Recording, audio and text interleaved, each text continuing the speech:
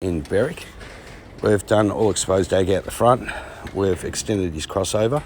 Already put one video up of this job a little while ago. We've done charcoal concrete down the side.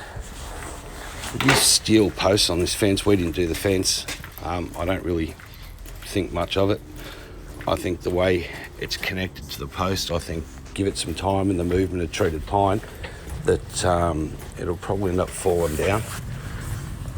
But it sounds good to customers having steel posts, so they go ahead with it. But I guess time will tell. So we've continued the exposed out the front here. We've done some step pavers, just with pebbles surround, just from the gate leading into the front door. Come around here with the concrete. Then when we get around the side here, we've done step pavers down here. So it's a bluestone paver. Then we've done the decking here.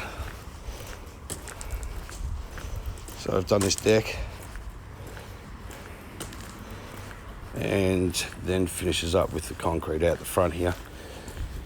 And we're back on the other side of this fence where we started.